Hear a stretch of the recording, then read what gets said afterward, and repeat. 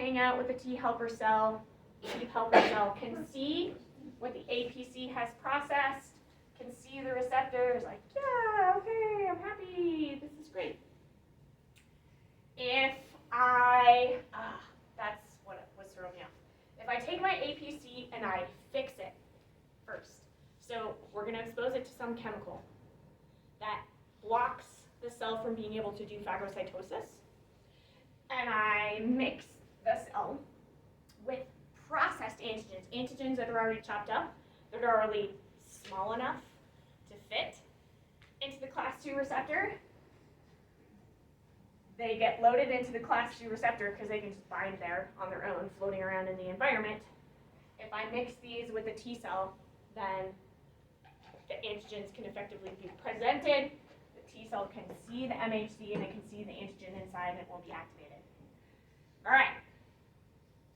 What I was missing here, not paying attention to, was this giant arrow, the thing that says fixation. If I take an antigen presentation cell and I fix it, and then I put it in the presence of antigens, it can't do phagocytosis. It can't pull the antigens in, it can't process them. It can't chew them into smaller bits so that they could be loaded in the receptor. So the receptors don't get any antigen loading. If I mix them with helper T cells, nothing's going to happen because they can't process the antigens to present them. So this is kind of like it's a negative control experiment. Right? It's reminding us that antigens have to be in tiny, small fragments. They have to be somewhere between 10 and like 18 amino acids long. They have to have been chewed up and processed in order for them to fit in a class 2 receptor, in order for the class 2 receptor to be able to hand the information over to the T cell. We want to go through it again? Yeah. Okay. Please. All right. So antigens are big.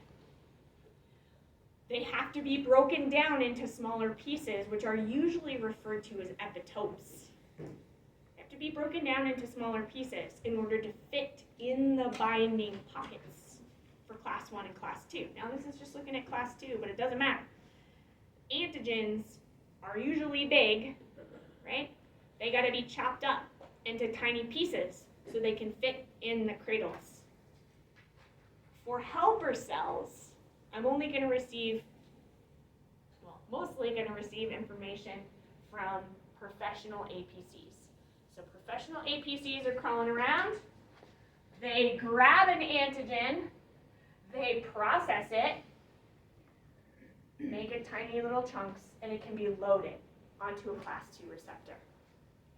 If I do this weird fixation process where I freeze the cell like this, it doesn't matter because the antigens are still loaded. So now they're stuck inside this on the surface. If I mix the T cells together with APCs, they've done the work. They've chopped up the antigens. They have them in the presentation molecule. T cell can see the class 2 receptor. It can see the antigen that's inside. It can do work. If I take the APC and I freeze it, and I try to mix it with antigens, it can't bind them, it can't bring them in, it can't process them, it can't chop them up, so the receptors just stay empty. I can't do antigen presentation, I'm not going to be able to stimulate T cells. This is the weird twist on the experiment. I, in the lab, am going to take the antigen and I'm going to chop it up using a protease. Just going to use some random enzyme that can chop up proteins into smaller bits. I'm going to take the APC, I'm going to freeze it. I'm going to mix it with the little bits. Some of the little bits are going to be able to bind onto the class 2 receptors that are empty on the surface of the cell. It's going to be able to pick them up because they're just the right size, they're just the right charge. It's going to be able to bind in the pocket. Even if the cell is frozen, it still has some processed antigen bound, and it should still be able to present it to the T cell and activate the response. Better this time? Okay. Yeah. This part's weird. But what we're getting at is that the antigens must be chopped up. They must be the right size for presentation to be able to occur. I can't show a T cell this thing. It's too big. It won't bind in a TCR. TCR isn't made to see that anyway. It's made to see an MHC receptor and what is inside the cradle.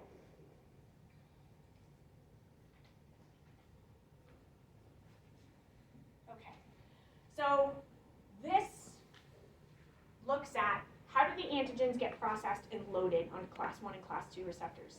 There are movies of this in the modules for you to be able to look at.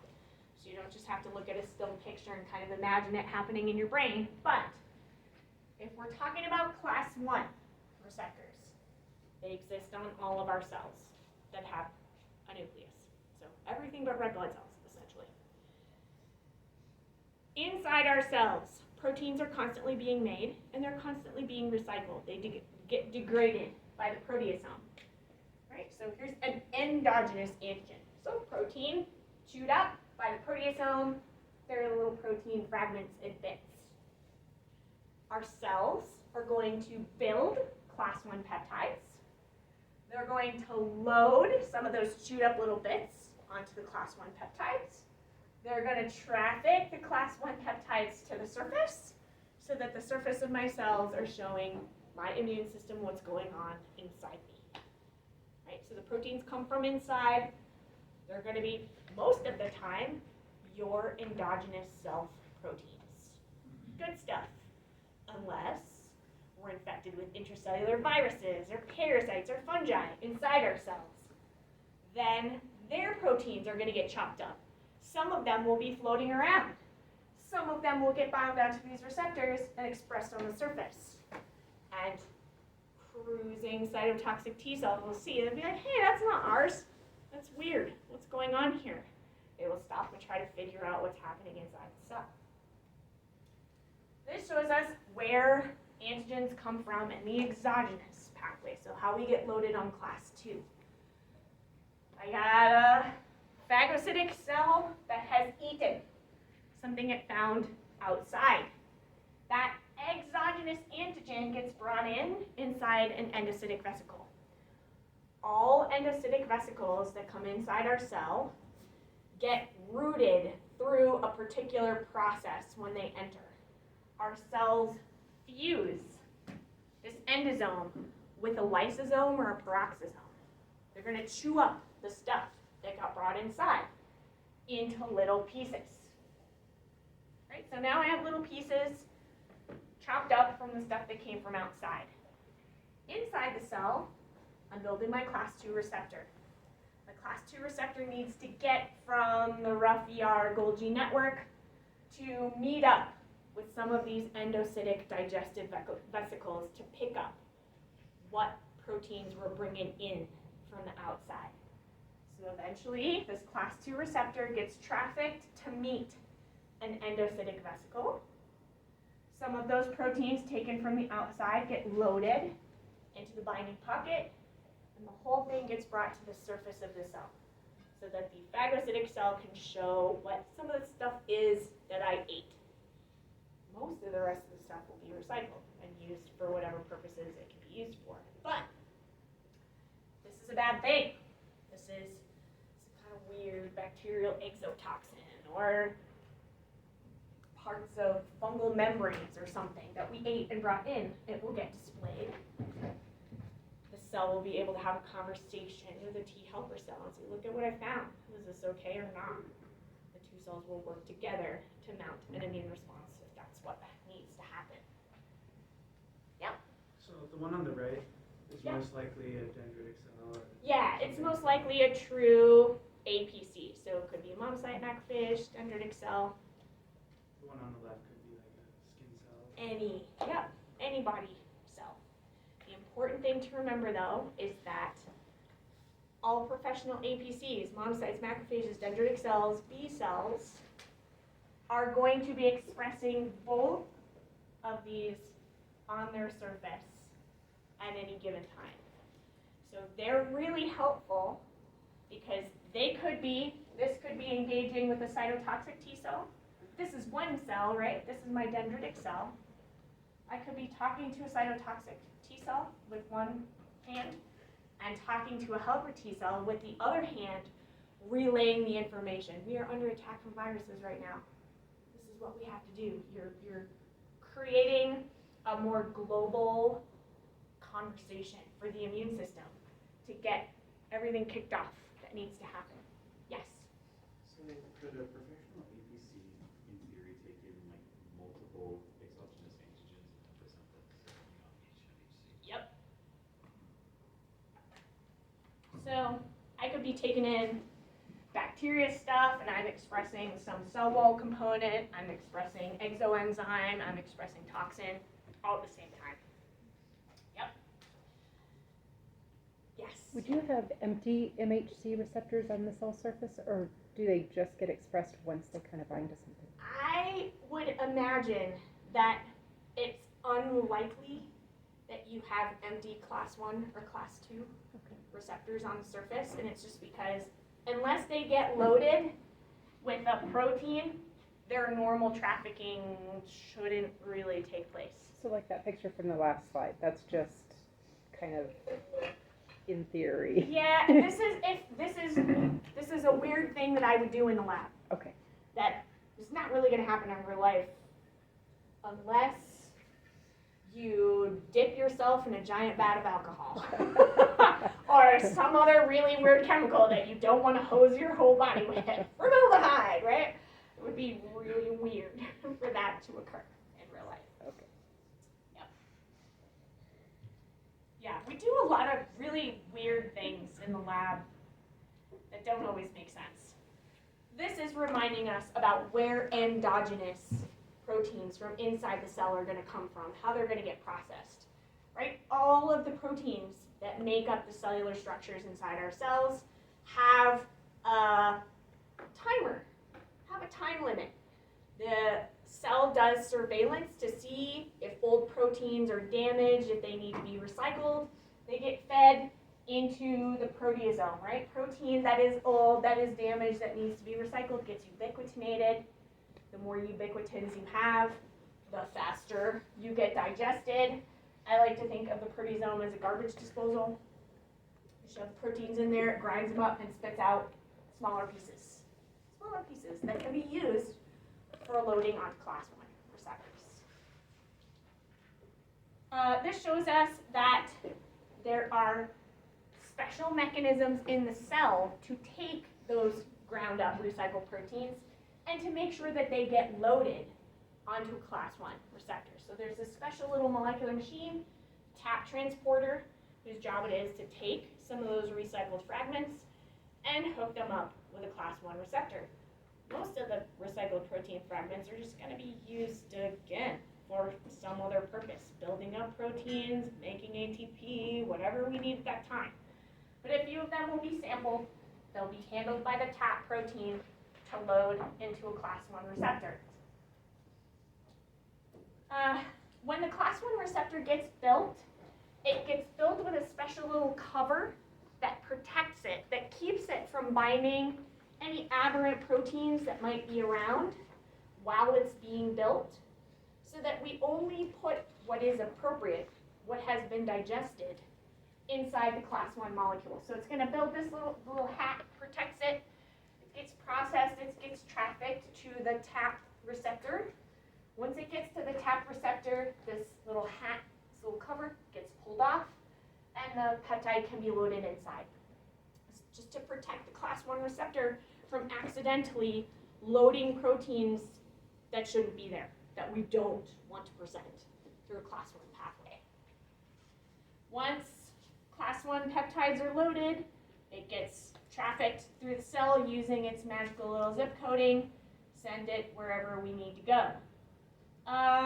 This is showing us how a B cell can collect antigen, process it, and display it as an APC. How do I know this is a B cell? It's got a B cell receptor, right? So it's floating around out in the environment, it binds an antigen.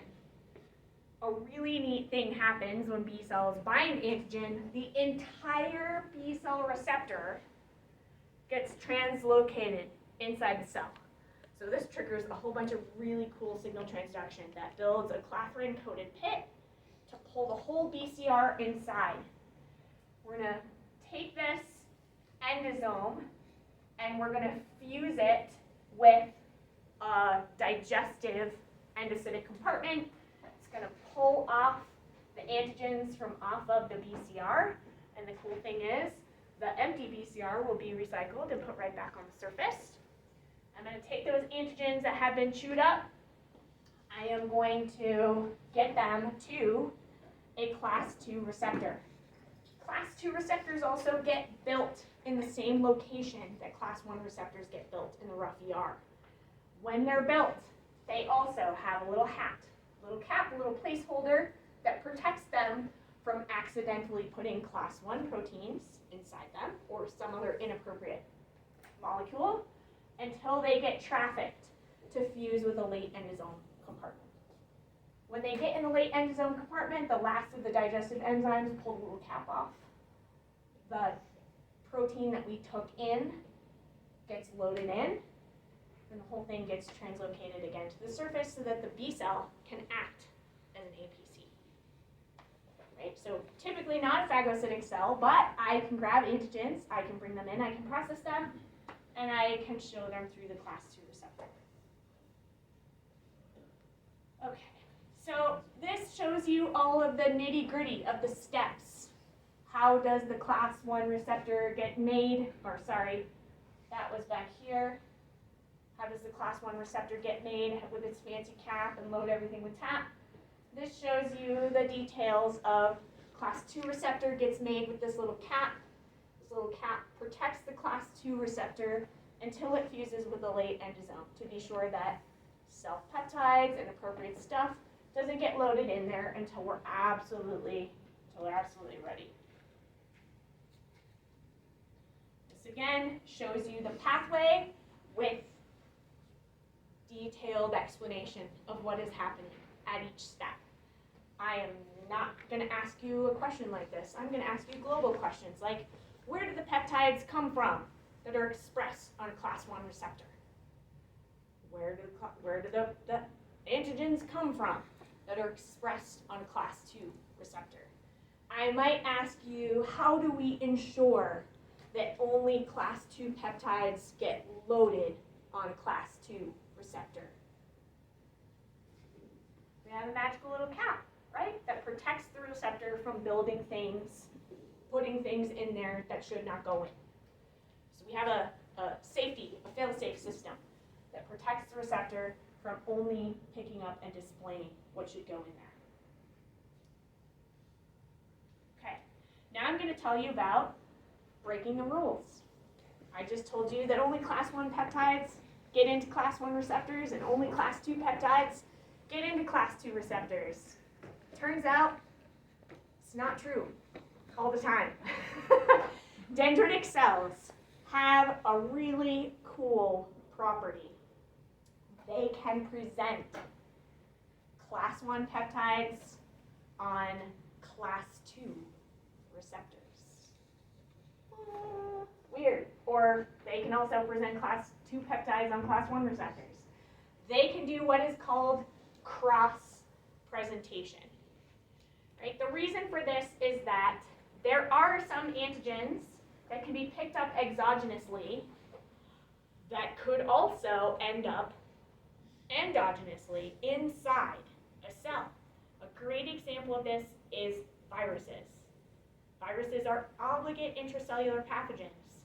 They're going to grow and divide inside cells. They're going to do the damage, their work inside cells. But then they're going to escape, and they're going to be free-floating out in the environment, moving through our bodily fluids, waiting to attach onto other cells to cause other infections. We want our immune system to be able to capture that this organism can be both intracellular and extracellular. Dendritic cells are the APCs that are possible, that make it possible to capture this event. So what's going to happen is my APC has picked up exogenous antigen. It's going to process it normally and display that on a class 2 receptor.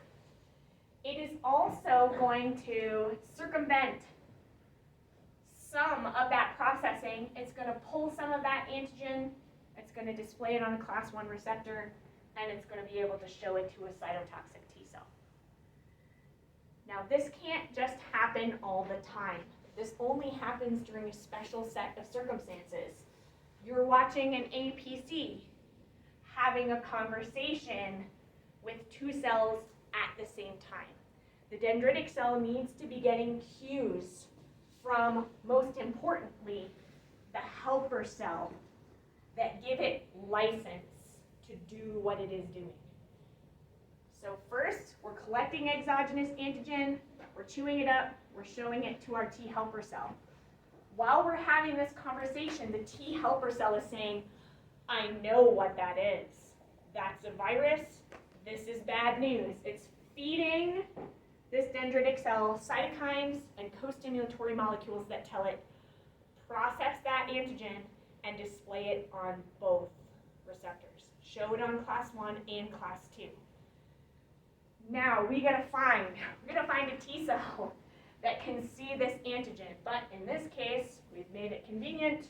There is a naive T cell that can recognize the MHC, can recognize the antigen. The helper is gonna feed the naive T cell co-stimulatory molecules that say, this is a bad thing, you should react to it. And the APC is going to be providing co-stimulatory molecules at the same time. So this is how the helper and the APC are working together at the same time to be sure that we activate the right cytotoxics to do the job that we need to do. This phenomenon is called cross-presentation. It allows a dendritic cell to show an exogenous antigen, a class 2 antigen, on a class 1 receptor. And it's critically important for activating the right group of cytotoxic T cells to help fight immunologic battles. But it's only dendritic cells that can do this. So if a macrophage picks up an exogenous antigen and chews it up, it's not going to start processing it through a class 1 pathway. It's only dendritic cells that can do this, and it's only when they have been licensed, when they have been given permission by the helper T cell to do that. So it's not normal behavior, but it is something they can do.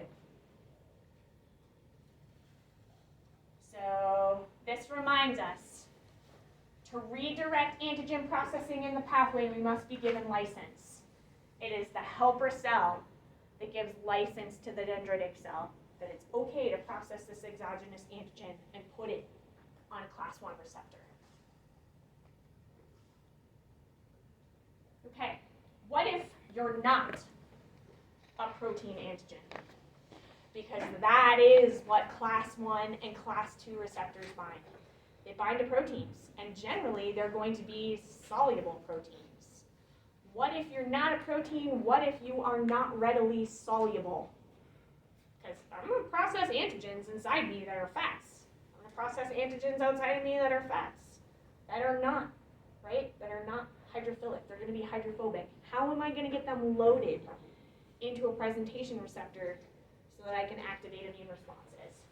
We have a special receptor whose job it is for presenting fats and insoluble molecules. This thing is called the CD1 receptor. Does it look familiar a little bit? It looks almost exactly like a class 1 receptor, right? It's got the chain and then beta-2 microglobulin, the same helper supports.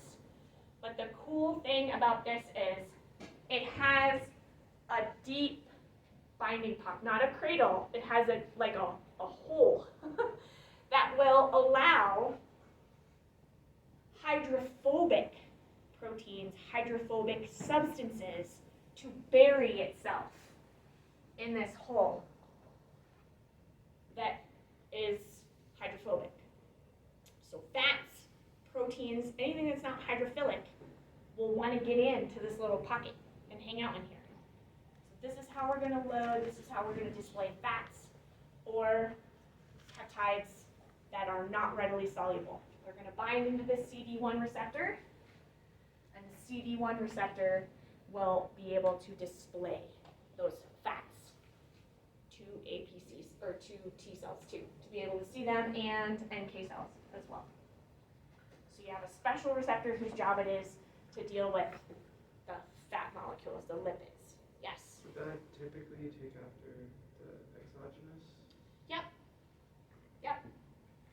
So mostly it's going to be exogenous stuff that gets loaded into this CD1 receptor.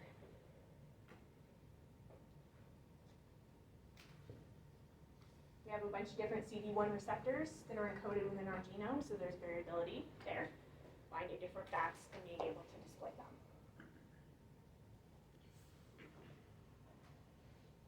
That's it. Yes. Why are they presenting lipids? Like, what's the purpose of it?